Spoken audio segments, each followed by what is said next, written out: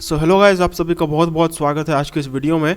और हम अभी क्या पढ़ रहे हैं? हम पढ़ रहे हैं जनरल एक्सेप्शंस, यानी कि आईपीसी के उन सेक्शंस के बारे में जो कि क्राइम के एक्सेप्शंस देते हैं। कुछ ऐसे सिचुएशंस जहां पे क्राइम में कुछ छूट है जो कि दी जा सकती है, या फिर इस जनरल एक्सेप्शन चैप्टर में जो जो प्रोविजंस हैं वो अगर किसी क्राइम में होते हैं then there is no crime. Okay, so general exception chapter जो है वो हमारा यहाँ पे हमने स्टार्ट किया था, एंड मैं अगर बोलूँ तो आधा जो है वो हमारा हो चुका था।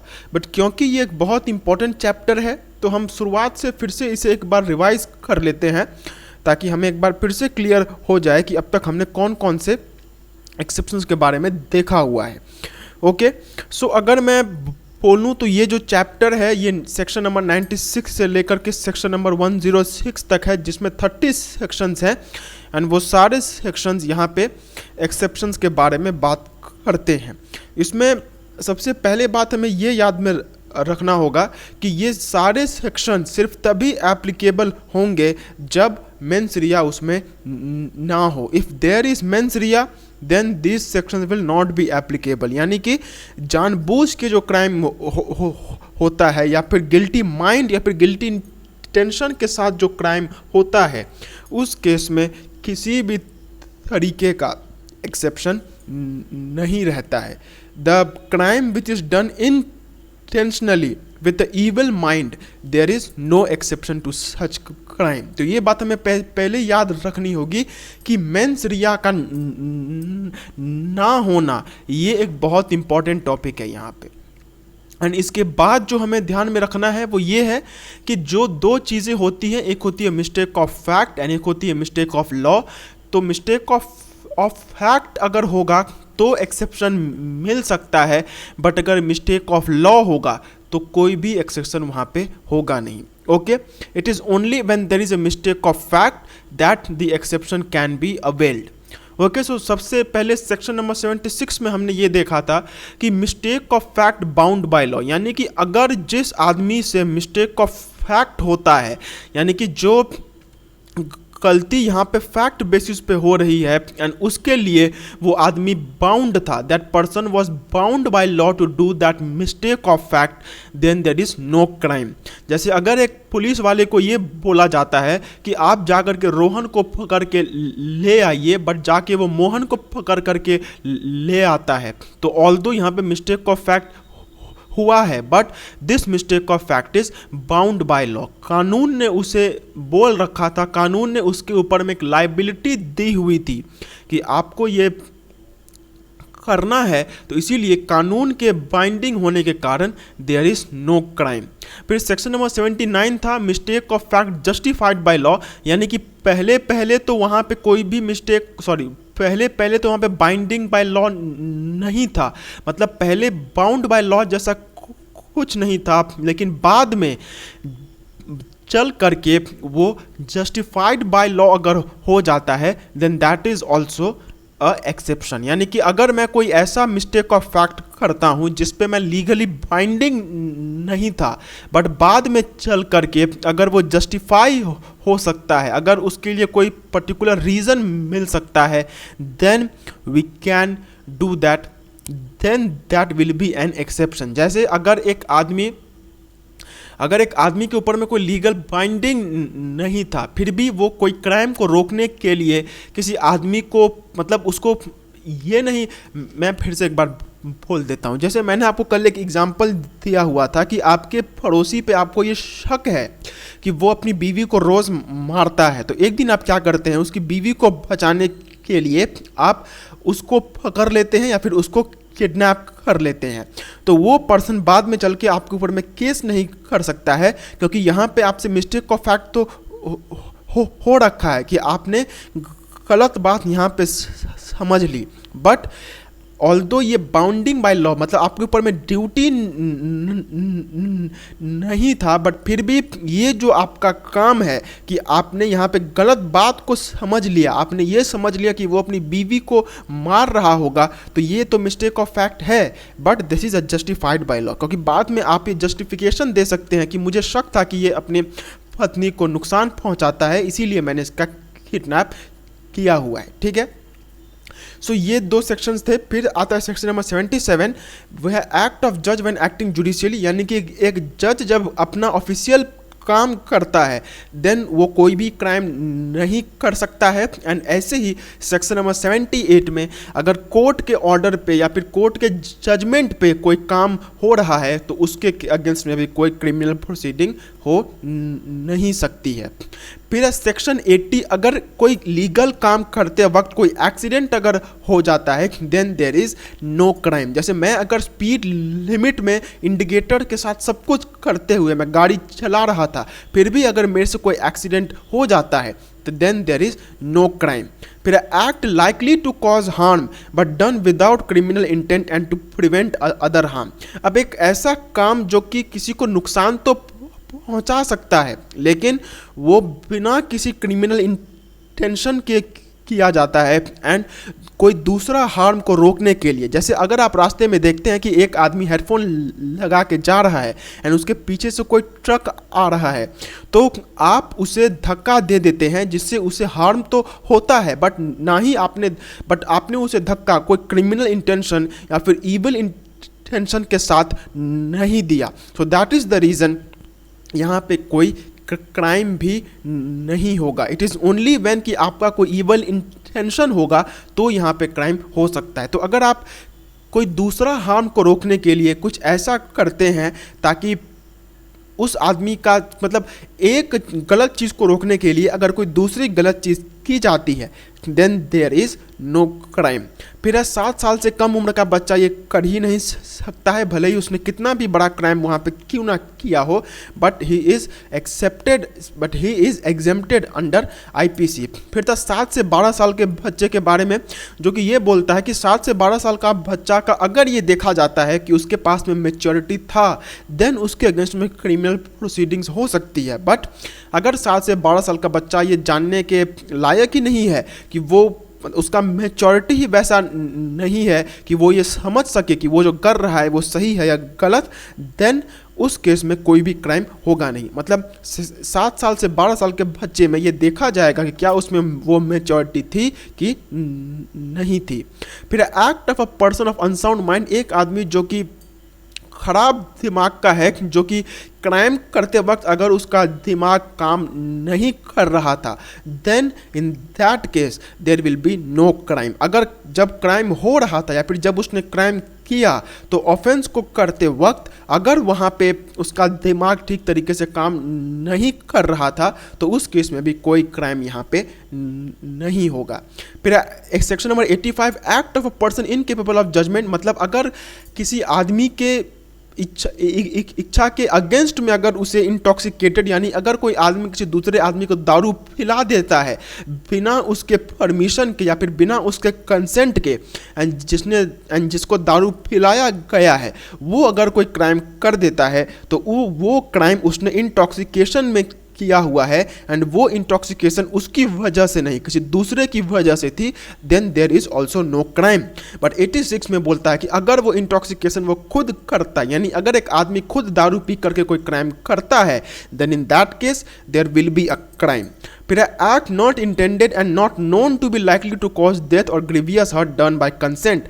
अब अगर आप किसी का कंसेंट ले लेते हैं एंड फिर भी उसके बाद में उसके साथ कुछ गलत हो जाता है बट आपका कोई इवल इंटेंशन नहीं था, then there will be no crime. मतलब अगर कोई आदमी आपसी सहमति दे देता है कि हाँ आप मेरे साथ ये काम कीजिए, बट अगर वो काम को करते वक्त उसको कोई नुकसान हो जाता है then there is no crime.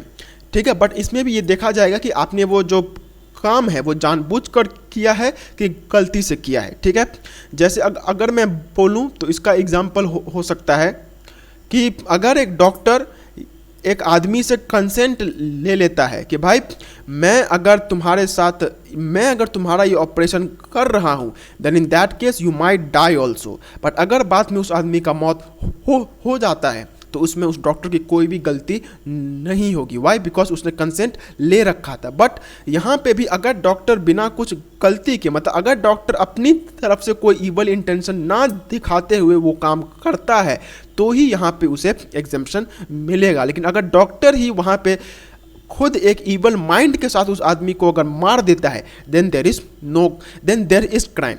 फिर act not intended to cause death done by consent in good faith for person benefits. अब अगर आपने कंसेंट ले रखा है लेकिन वहाँ पे फिर से देखते हैं, act not intended to cause death done by consent in good faith for a person's benefit. Nothing which is not intended to cause death is an offense. मतलब देखिए सेक्शन नंबर 87 क्या बोल रहा था कि वहाँ पे मौत हो सकता था, यानी कि उस मतलब सेक्शन 87 एंड 88 के बीच में बस ये फर्क है कि act likely to cause death and act not intended to cause death, यानी कि यहाँ पे मौत हो सकता था एंड यहाँ पे मौत नहीं हो सकता था। तो सेक्शन नंबर 87 ये बोलता है कि अगर उसका मौत भी हो जाता है then there is no crime. And 13 जो है वो मौत के बारे में नहीं बात करता है, वो किसी दूसरे चीज़ के बारे में बात करता है।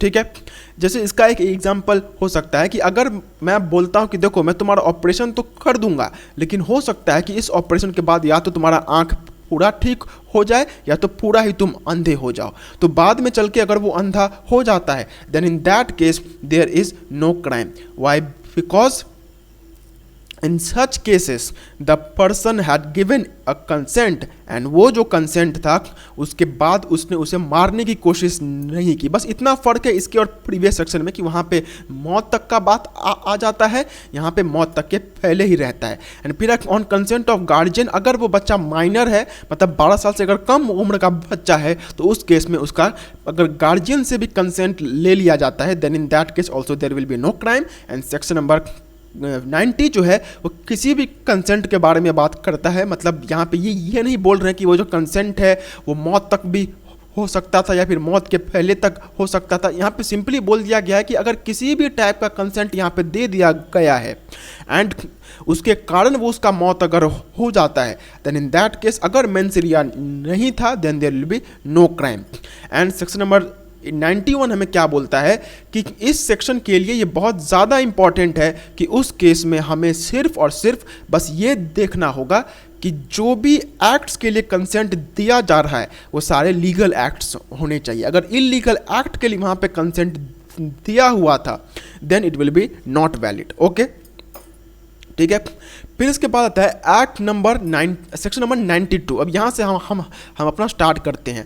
Act done in good faith for benefit of a person without consent. अब यहाँ पे बोला गया है कि अगर हम कंसेंट नहीं भी लेते हैं बट फिर भी अगर हमें कुछ ऐसा करना होता है जो कि एक आदमी के भलाई के लिए है एंड अगर वो मैं बिना कंसेंट के भी कर देता हूँ then in that case also there will be no offence. जैसे अगर एक ऑपरेशन था, ऑपरेशन करते करते ऑपरेशन एक ऐसे स्टेज पे आ गया जहाँ पे ना ही उस आदमी से परमिशन लेने का टाइम था एंड ना ही उसके पेरेंट्स से परमिशन लेने का टाइम था, तो उस डॉक्टर ने ये सोचा कि अगर मैं परमिशन लेने जाऊंगा, अगर मैं कंसेंट वहाँ पे लेने जाता हूँ तो बहुत ज़्यादा देर हो जाएगी। तो वो क्या करता है, वो एक अच्छा और ईमानदार तरीके से उसका ऑपरेशन कर देता है but that operation remains unsuccessful. तो यहाँ पे ऑल्दो कंसेंट नहीं था बट फिर भी क्योंकि उसने वो जो एक्ट है वो इसलिए किया क्योंकि उसमें सिर्फ उस आदमी की भलाई थी, उसने ये सोचा कि ये करने से उसका भला हो जाएगा, then in that case also there will be no crime. यानी कि अगर मैं कंसेंट नहीं भी लेता हूँ एंड कंसेंट ना लेकर भी अगर मैं वो जो एक्ट है वो उस आदमी के भलाई के लिए करता हूँ then in that case also there will be no crime. Okay, फिर है communication made in good faith. अब ये क्या बोलता है, no communication made in good faith is an offence by reason of any harm to the person to whom it is made if it is made for the benefit of that person. अब यहाँ पे बोला गया है, अभी तक हम जितने भी हार्म के बारे में बात कर रहे थे वो सारे फिजिकल हार्म थे बट यहाँ पे हम मेंटल हार्म के बारे में बात कर रहे हैं। अब अगर यहाँ पे मैं किसी को कुछ कम्युनिकेट करता हूँ, मैं किसी को कुछ बताता हूँ एंड वो मैं गुड फेथ में बताता हूँ कि देखो भाई ये जो बात है ये तुम्हारे लिए जानना जरूरी है एंड मेरा कोई इवल इंटेंशन वहाँ पे नहीं रहता है कि मैं उसके साथ कुछ गलत करना चाहता हूँ। तो अगर गुड फेथ में एक अच्छा दिमाग के साथ मैं उससे कुछ कम्युनिकेशन करता हूँ, लेकिन फिर भी अगर उस आदमी का वहाँ पे नुकसान हो जाता है, then in that case there will be no offence. अब जैसे एक डॉक्टर जो है वो एक आदमी का सर्जरी कर रहा था एंड उसके घर वाले डॉक्टर से पूछते हैं कि सर वहाँ पे क्या हाल चाल है। तो वो बोलता है कि देखिए मैं कुछ कह नहीं सकता हूँ, शायद अब इसका अंतिम टाइम चल रहा है। तो ये बात को सुन करके अगर उसके घर वाले को कुछ हो जाता है, देन तो वो जो घर वाले हैं वो डॉक्टर के ऊपर में कुछ भी इल्ज़ाम नहीं दे सकते हैं, ठीक है। There can not be any criminal proceeding against the doctor, क्योंकि उसने ये जो कम्युनिकेशन किया हुआ है ये गुड फेथ में किया हुआ है। डॉक्टर ने को उसने पूछा एंड उसने इसलिए उसे नहीं बताया कि वो उस आदमी को शॉक देना चाहता था, मेंटल शॉक, बल्कि इसलिए बताया क्योंकि उसका पेरेंट या फिर उसका रिलेटिव होने के कारण उसके लिए जानना ज़रूरी था। तो इस केस में भी कोई भी ऑफेंस जो है वो नहीं होगा। इसका और एक एग्जांपल हो सकता है कि अब जैसे आर्मी में बहुत टाइम पे ये होता था एंड होता था नहीं, आर्मी में बहुत ज़्यादा ये होता है। मेरे साथ भी एक बार हुआ है। एक्चुअली में मेरे एक दोस्त थे तो वो शहीद हो गए थे, तो मुझे फ़ोन आया। तो मुझे जब फ़ोन आया तो मुझे ये बात बोला गया। अब मैं तो संभल गया, बट अगर किसी को ये फ़ोन आता है कि उसका भाई या फिर उसका पति, उसका बेटा और बॉर्डर पे मारा गया है, तो अगर उस शौक की वजह से उसके माँ बाप को या फिर उसके पति पत्नी को कुछ भी अगर हो जाता है, देन इन दैट केस उस आदमी को ये नहीं बोला जा सकता कि तुमने उसे ऐसी बात बोली इसलिए उसका ऐसा हाल हुआ। उस आदमी ने कोई भी ईवल इंटेंशन के साथ वो बात नहीं बोली थी, वो बस उसका ये मानना था कि क्योंकि वो उसके घर वाले हैं तो इसलिए उसका ये जानना ज़रूरी है, and that is the reason why he said that thing. तो अगर ऐसा है कि अगर मैं एक अच्छे मन के साथ एक अच्छा इंटेंशन के साथ अगर मैं किसी को कुछ बात कम्युनिकेट करता हूँ एंड उससे अगर उसको नुकसान होता है, then there will be no crime. But अगर फॉर एग्जांपल एक बहुत टाइम पे ये देखा जाता है कि पुलिस स्टेशन में जो क्रिमिनल्स रहते हैं, बहुत सारे क्रिमिनल्स वहाँ पे मेंटल हेल्थ के पीड़ित आदमी रहते हैं।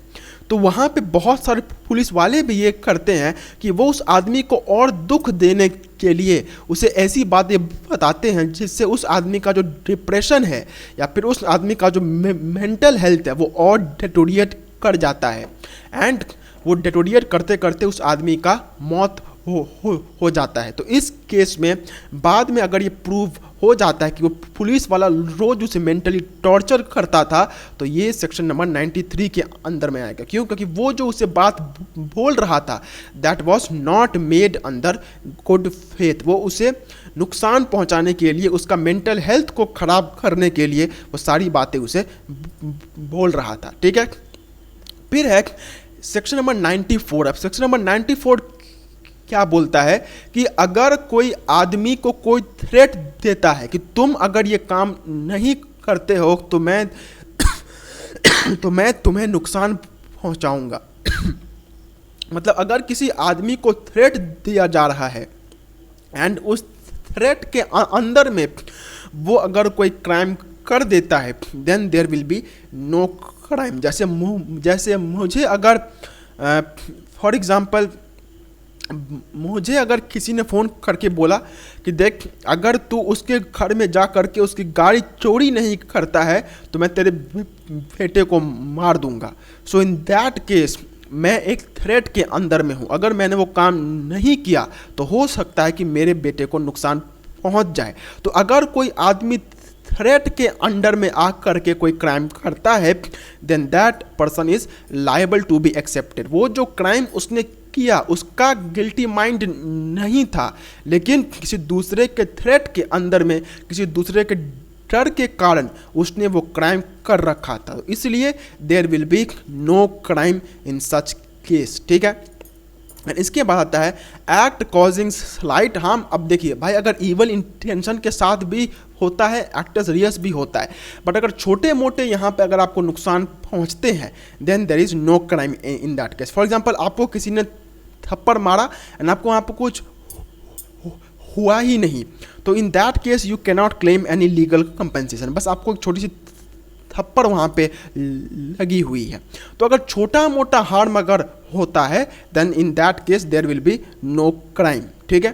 एंड इसके बाद हमारा एक अलग मतलब यहाँ पे सेक्शन और एक अलग यहाँ पे हम क्या बोले, एक अलग पार्ट है जो कि शुरू होता है, वो है प्राइवेट डिफेंस का। यानी कि मैं अगर कोई क्राइम इसलिए करता हूँ क्योंकि वो करना मेरे लिए ज़रूरी था from the point of private defence, तो in that case also there will be no crime. यानी कि अगर कोई आदमी मुझे मार देता, he would have killed me, and उस के अगेंस्ट में प्राइवेट डिफेंस को ध्यान में रखते हुए मैंने वो क्राइम किया था, then in that case also there will be no crime.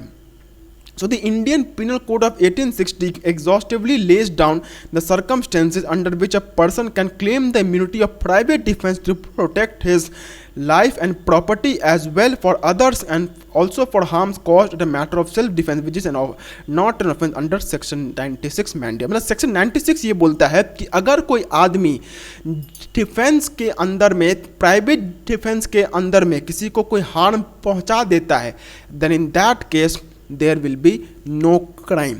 अगर मुझे कोई मार ही देता एंड उसी लिए मैंने उसको रॉड से मार करके उसका माथा फाड़ दिया, तो मैंने यहाँ पे क्राइम तो किया है नॉर्मल सर्कमस्टांसेस में, बट ये मैंने इसलिए किया क्यों, क्योंकि वो अगर मैं वो नहीं करता तो शायद वो मुझे ही मार देता। तो इस केस में there will be no crime, ठीक है। फिर सेक्शन नंबर 97 क्या बोलता है, डिफेंड हिज बॉडी और body of another person and protect the property of his own and others. अब यहाँ पे ये सेक्शन नंबर 96 को थोड़ा सा वाइड करता है कि ये जो प्राइवेट डिफेंस है ये किसके लिए होना चाहिए, कौन कौन से केसेस हैं जिसमें ये प्राइवेट डिफेंस को किया जा सकता है। तो खुद की बॉडी को प्रोटेक्ट करने के लिए या फिर किसी दूसरे की बॉडी को प्रोटेक्ट करने के लिए भी अगर कोई प्राइवेट डिफेंस करता है, then in that case also there will be no crime. अब जैसे अगर मेरे पापा को कोई मार ही देता, somebody would have killed my father, but मैं अपने पापा को अगर प्रोटेक्ट करने के लिए उस आदमी को मारता हूँ, then there will be no crime. इसी के साथ साथ अगर मैं खुद की बॉडी को प्रोटेक्ट करने के लिए किसी को मारता हूँ, then also there will be no crime, okay. And इसके बाद है property of his own and others. जैसे मैं अपनी बॉडी और दूसरे की बॉडी को प्रोटेक्ट करने की बात कर रहा था, ठीक वैसे ही अपनी प्रॉपर्टी को भी एंड दूसरे की भी प्रॉपर्टी को प्रोटेक्ट करने की बात यहाँ पे की जा सकती है, ठीक है। फिर private defence can be exercised by a person who is attacked by a youth for want of understanding, unsoundness of mind or intoxication. He enjoys the same privilege of self-help as if it was an offense committed by the accused. अब section number 98 क्या बोलता है कि ये जो private defence जो कि हमें अवेलेबल है, ये सिर्फ उन्हीं आदमियों के लिए अवेलेबल है नहीं जो कि नॉर्मल माइंड के आदमी रहते हैं, बल्कि जो पागल आदमी है वो भी अगर हमारे साथ कुछ गलत करने का कोशिश करता है तो भी उस केस में प्राइवेट डिफेंस एक्सरसाइज हो सकता है। मतलब बहुत लोग ये सोचेंगे कि प्राइवेट डिफेंस जो है वो सिर्फ उसी आदमी के अगेंस्ट में मैं कर सकता हूँ जो कि अच्छा खासा, मतलब जो कि समझदार आदमी है, जिसका साउंडनेस ऑफ माइंड है, जिसका माइंड ठीक है। तो नॉर्मल लोग बस यही समझेंगे, लेकिन आईपीसी ने ये भी बोल रखा है कि अगर पागल आदमी भी तुम्हें नुकसान पहुंचाने की कोशिश करता है तो उस पागल आदमी के अगेंस्ट में भी तुम प्राइवेट डिफेंस जो है वो कर सकते हो, ठीक है। एंड इसके बाद है private defence of a body can be availed when it extends to causing of death. अब ये जो पॉइंट है ये तब भी बोला जा रहा है, मतलब देखिए हर एक सेक्शन में अगर हम देखें तो बात एक ही जैसी है, बट हर एक सेक्शन में थोड़ा बहुत फ़र्क है। जैसे मैं अगर 96 के बारे में बोलूं तो उसने सिर्फ हमें बोल दिया कि private defence is an exception. फिर अगर 97 में बोलूं तो उसने बोल दिया कि किस चीज़ का प्राइवेट डिफेंस, या तो खुद की बॉडी का या तो किसी दूसरे की बॉडी का, या तो खुद की प्रॉपर्टी का या तो किसी दूसरे की प्रॉपर्टी का। फिर अगर 98 के बारे में बोले तो इसने बोल दिया कि अगर कोई पागल आदमी भी हमें अटैक करने की कोशिश करता है तो उस केस में भी प्राइवेट डिफेंस जो है वो एक्सरसाइज हो सकता है। ठीक है, इसके बाद आता है private defence of body can be avail many extent to causing death. And section 100 हमें क्या बोलता है कि अगर प्राइवेट डिफेंस मुझे इसलिए भी करना पड़ रहा है कि वो मुझे उस मतलब अगर प्राइवेट डिफेंस करते करते अगर किसी का मौत भी हो जाता है, so in that case also there will be an exception. या फिर अगर प्राइवेट मैंने गलत बोल दिया, वो इस सेक्शन में नहीं है, वो बाद के सेक्शन में है। सेक्शन 100 क्या बोलता है कि अगर मुझे प्राइवेट डिफेंस मैं तब तक एक्सरसाइज कर सकता हूँ जब तक मुझे डर है कि मेरा मौत हो सकता है। मतलब अगर मुझे ये डर है, मतलब देखिए यहाँ पे दो चीज़ों के बारे में बोला जा रहा है। सेक्शन नंबर मतलब इसके पहले जो सेक्शंस हैं उसने सिर्फ ये बोला कि प्राइवेट डिफेंस हमें उस केस में एक्सरसाइज करना है जहाँ पे या तो हमें अपना बॉडी को प्रोटेक्ट करना है या फिर किसी दूसरे के बॉडी को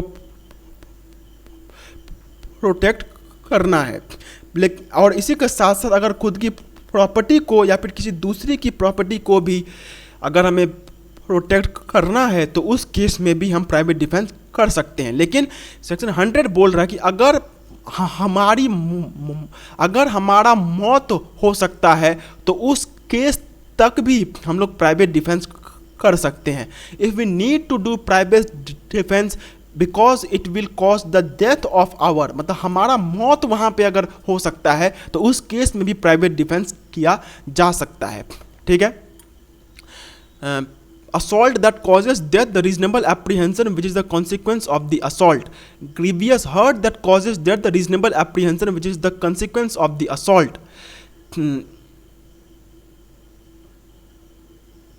एक सेकंड, मैं इस सेक्शन नंबर 100 को थोड़ा बाद में देख रहा हूँ। ठीक है, मैं 101 को यहाँ पे बोल दे रहा हूँ। If the offence is not committed as prescribed under section 100 and harm is caused, the defense cannot be availed except for the restrictions mandated under section 99.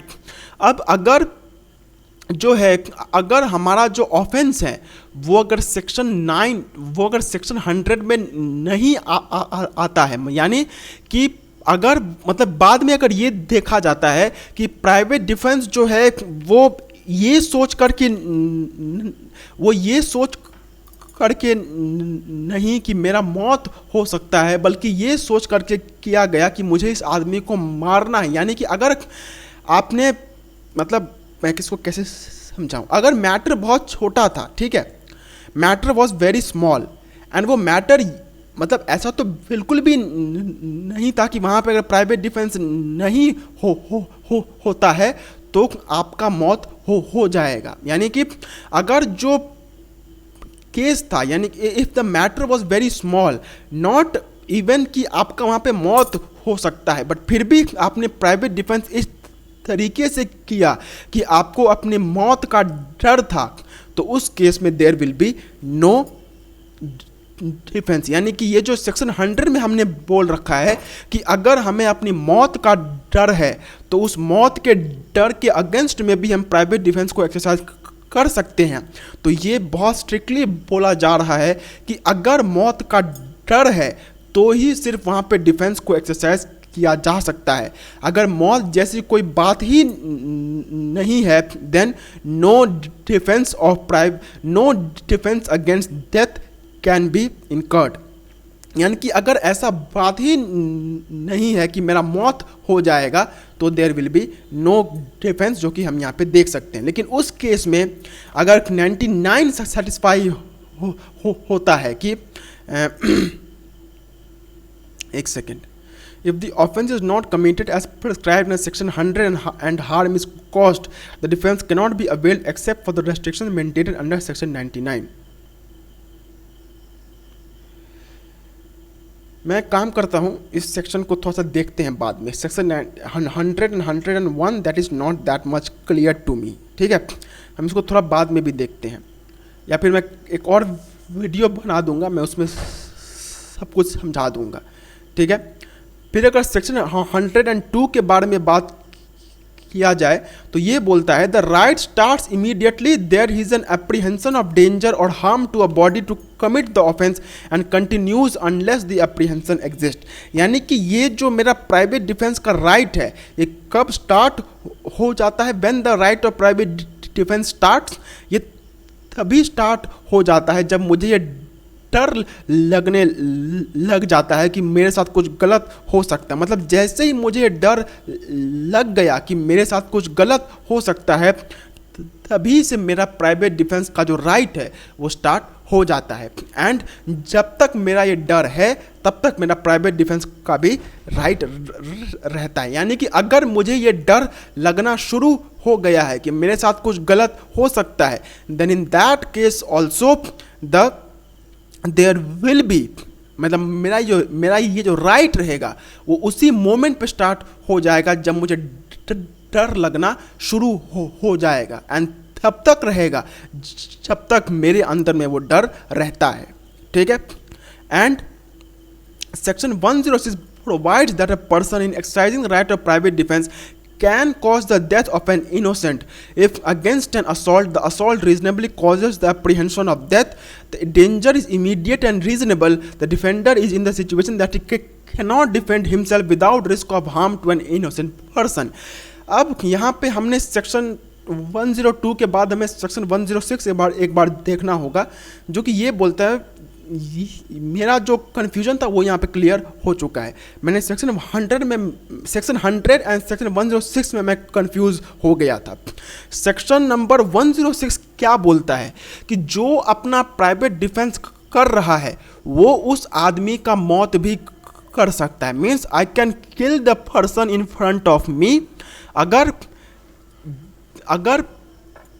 अगर वो जो मौत है वो अगेंस्ट एन असॉल्ट होता है, यानी वो आदमी ने, असॉल्ट का मतलब होप आपको मालूम होगा, असॉल्ट का मतलब होता है कि मेरे अंदर में ये डर बैठ गया था कि वो मुझे मार ही देगा। यानी कि वो जो आदमी था उसने मेरे ऊपर में गोली तान दी एंड वो मुझे मार ही देता। तो इसको हम लोग बोलते हैं अगेंस्ट एन असॉल्ट। यानी कि जब वहाँ पे 100% श्योरिटी था कि वो मुझे मार ही देगा तो उस केस में मैं उसका डेथ कर सकता हूँ।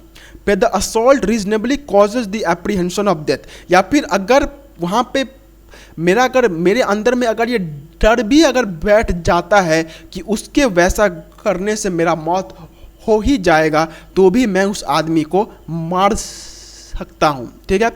पे the danger is immediate and reasonable. अब वो जो खतरा है वो उसी टाइम पे होना चाहिए, यानी कि जब उसने मेरे ऊपर में गोली तानी तो उसी टाइम पे मेरे अंदर में ये डर होना चाहिए। ये नहीं कि उसने गोली तो तान दी लेकिन वो जो मरने वाला मैटर था वो बाद में चल के हुआ, नहीं। जैसे ही उसने गोली तानी उसी टाइम पे अगर मुझे ये डर लगने लग जाता है कि ये मुझे मार ही देगा या फिर मारने का जो ये है प्रोबेबिलिटी है वो बहुत ज़्यादा है, तो उस केस में भी मैं यहाँ पे अपना उसका मतलब मैं उसे मार सकता हूँ। I can kill the person in front of me, अगर ये वहाँ पे 100% श्योरिटी है कि वो मुझे मार देगा, ठीक है। एंड इसके बाद आता है सेक्शन नंबर 103 जो कि हमें ये बोलता है private defence for causing harm और death of for protecting the property to the voluntary causing of death and harm of the wrong doer for robbery, house breaking by night, mischief by fire committed on any building, tent और vessel which building, tent और vessel is used as a human dwelling as a place for the custody of property and theft, mischief or house trespass under such circumstances as may reasonably cause apprehension that the death or grievous hurt will be the consequence of such right of private defense is not exercised। यानी कि यहाँ पे property का जो मतलब हमने section number 98 था शायद, यस सेक्शन नंबर 97 में हमने देखा कि किन किन केसेस में राइट ऑफ डिफेंस हो सकता है। अब हम यहाँ पे देखने वाले हैं कि किन किन केसेस में right of private defence for the protection of property हो सकता है, यानी प्रॉपर्टी को प्रोटेक्ट करने के लिए हम किन किन केसेस में अपना जो राइट ऑफ प्राइवेट डिफेंस है उसको एक्सरसाइज कर सकते हैं। So private defence for causing harm और death for protecting the property to the voluntary causing of death and harm of the wrong doer, मतलब कौन कौन से केसेस हैं जहां पे मैं अपना private defence for causing harm और डेथ, मतलब या तो मतलब मैं जो अपना प्राइवेट डिफेंस का राइट यहाँ पे एक्सरसाइज कर रहा हूँ, इससे जो सामने वाले आदमी है उसको कुछ नुकसान होगा या तो डेथ होगा, ये किन किन केसेस में हो सकता है। तो रॉबरी के केस में, हाउस ब्रेकिंग बाय नाइट मतलब रात में जो घर में चोर ढुक जाते हैं वो, मिस्चिफ बाय फायर मतलब किसी ने मेरे यहाँ पे आग लगाने की कोशिश की या फिर आग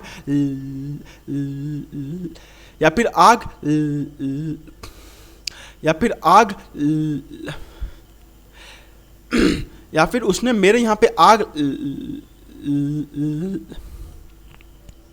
या फिर उसने मेरे यहाँ पे आग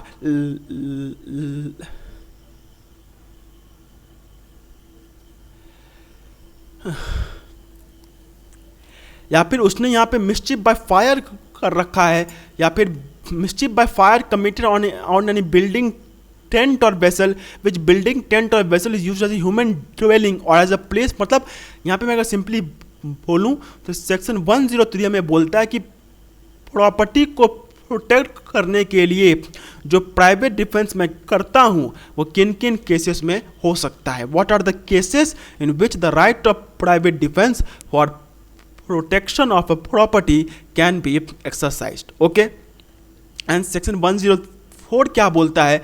section 104 provides that the right to private defense in relation to property, the exercise of power is permissible to the extent it is required and not in excess, otherwise it would be considered as crossing the limit and defense would not be permissible। अब यहाँ पे भी एक बात बोल दी जा रही है कि अगर सेक्शन नंबर 104 में हमें ये बोला जा रहा है कि वो जो मतलब मैं कितना यहाँ पे प्राइवेट डिफेंस कर सकता हूँ, इसका भी एक लिमिट है। मतलब ये नहीं होगा कि वहाँ पे मौत जैसा कोई बात ही नहीं था, बट फिर भी मैंने वहाँ पे ऐसा प्राइवेट डिफेंस किया कि उसका मौत ही हो गया।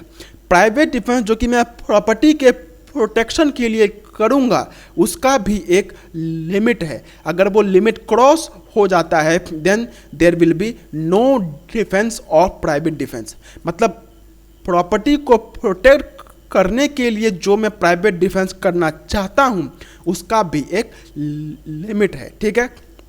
एंड यहाँ पे भी वही बात बोली जा रही है कि जैसे हमें यहाँ पे एक सेकेंड,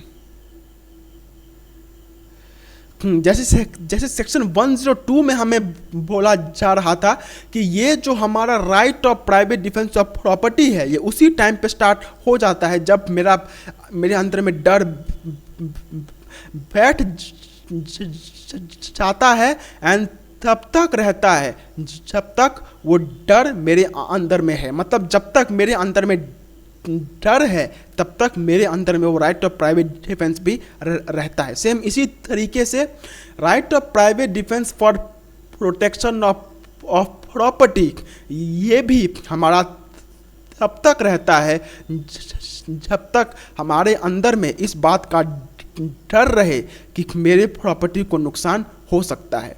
ओके, तो इसको मैं एक बार फिर से बोल दूं तो हमारा ठीक रहेगा। सेक्शन 96 से लेकर के सेक्शन 106 तक हमें right of private defence for property के बारे में बोला जा रहा है। सेक्शन 96 ये बोलता है कि प्राइवेट डिफेंस सेक्शन 96 हमें ये बोलता है कि private defence can B an exception. 97 ये बोलता है कि ये जो राइट ऑफ प्राइवेट डिफेंस है ये या तो खुद के बॉडी को या तो किसी दूसरे के बॉडी को या तो खुद के प्रॉपर्टी को या तो किसी दूसरे के प्रॉपर्टी को प्रोटेक्ट करने के लिए होना चाहिए। 98 ये बोलता है कि अगर ये जो प्राइवेट डिफेंस है ये अगर किसी इंटॉक्सिकेटेड या फिर किसी अनसाउंडेड माइंडेड पर्सन के अगेंस्ट में भी अगर हमें करना हो तो उसके अगेंस्ट में भी ये सारी चीज़ें हो सकती है। एंड मैं 100 को एक बार फिर से समझा दे रहा हूँ, वह right of private defence can be availed when it extends to the to causing of death, यानी कि अगर वो जो मतलब अगर मुझे ये लग रहा है कि अगर मैंने प्राइवेट डिफेंस वहाँ पे नहीं किया तो ना करने की वजह से मेरी मौत भी हो सकती है, तो उस केस तक भी मैं यहाँ पे प्राइवेट डिफेंस कर सकता हूँ, ठीक है। एंड 101 क्या बोलता है, if the offence is not committed as prescribed under section 100 and harm is caused, यानी कि वहाँ पे मौत जैसा कोई बात ही नहीं था, बट फिर भी मैंने ऐसा प्राइवेट डिफेंस किया कि वहाँ पे उसका मौत हो गया, या फिर मतलब यहाँ पे सिंपली ये देखा जाएगा कि क्या वहाँ पे मौत तक बात आ रही थी कि नहीं। लेकिन अगर ये देखा जाता है कि नहीं, मौत तक तो बात थी ही नहीं, फिर भी वहाँ पे ऐसा प्राइवेट डिफेंस किया गया जो कि मौत का प्राइवेट डिफेंस के बराबर है, तो उस केस में we will not be exempted as per the right of private defence, यानी कि अगर मौत तक बात थी ही नहीं बट प्राइवेट डिफेंस वैसे किया गया तो प्राइवेट डिफेंस वहाँ पे अवेलेबल नहीं होगा, ठीक वैसे ही। लेकिन इस केस में भी the defence can not be availed except for the restriction mandated under section 99, and section 99 में हमें ये बोला जा रहा था, सेक्शन 99 यहाँ पे है ही नहीं, यही मैंने यहाँ पे देखा है। ओके, सेक्शन 99 को मैं थोड़ा सा बाद में मैं देखता हूँ वो क्या है। ओके, इसको मैं थोड़ा सा होल्ड पर रखता हूँ, कल के लेक्चर में मैं ये पॉइंट क्लियर कर दूंगा। यानी कि 100 सेक्शन में जो बोला जा रहा है कि अगर आपको ये लग रहा है कि आपको वहाँ पे मौत हो सकता है तो भी आप राइट ऑफ प्राइवेट डिफेंस कर सकते हैं, लेकिन 101 हमें क्या बोलता है कि ऐसा कोई बात ही वहाँ पे नहीं था कि भाई वहाँ पे मौत तक बात आ जाएगी, फिर भी प्राइवेट डिफेंस को वैसे एक्सरसाइज किया गया, then there will be no exemption. And 102 क्या बोलता है कि जब तक मेरे अंदर में वो डर है, या फिर जैसे ही मेरे दिमाग में ये डर बैठ गया कि मुझे नुकसान हो सकता है, उसी टाइम पे मेरा राइट ऑफ प्राइवेट डिफेंस भी स्टार्ट हो जाता है, एंड तब तक रहता है जब तक कि मेरे अंदर में वो डर बैठा हुआ है, ठीक है। एंड सेक्शन 106 क्या बोलता है कि right of private defence of body, इसको एक्सरसाइज करते करते अगर मैं किसी का मौत भी कर देता हूं तो भी दैट इज एप्लीकेबल। एंड 103 क्या बोलता है कि ये वो सारी कंडीशन बोलता है जहां पे कि right of private defence for protection of property ये हो सकता है। 104 क्या बोलता है कि जितना भी प्रॉपर्टी का प्रोटेक्शन के लिए ज़रूरी था सिर्फ उतना ही प्राइवेट डिफेंस होना चाहिए, उससे ज़्यादा हुआ तो कोई भी एग्जेम्पशन होगा नहीं। एंड 105 क्या बोलता है कि जैसे कि मेरे अंदर में ये डर बैठ गया कि भाई मेरा जो प्रॉपर्टी है उसको नुकसान हो सकता है, उसी मोमेंट से मेरा right of private defence start हो जाता है। एंड जब तक मेरे अंदर में वो डर है तब तक वो राइट ऑफ प्राइवेट डिफेंस जो है वो रहता है, ठीक है। सो ये सारे वो केसेस हैं जहाँ पे हमें राइट ऑफ प्राइवेट डिफेंस मिलता है। आज लास्ट में वॉइस बहुत ज़्यादा ये हो गया था, मेरा जो स्टैमरिंग का प्रॉब्लम है that was very unpleasant, but फिर भी आप थोड़ा सा एडजस्ट कर लीजिएगा, ठीक है। सो यहीं तक था हमारा आज का लेक्चर। मिलते हैं अगले वीडियो में। मैं 99 सेक्शन को देख रहा हूँ एंड उसे अगले वीडियो में मैं समझा दूंगा, ठीक है। सो मिलते हैं एक अगले वीडियो में एक अगले टॉपिक के साथ। तब तक के लिए do take very good care of yourself, have a very nice day, take care of yourself, bye bye, जय हिंद।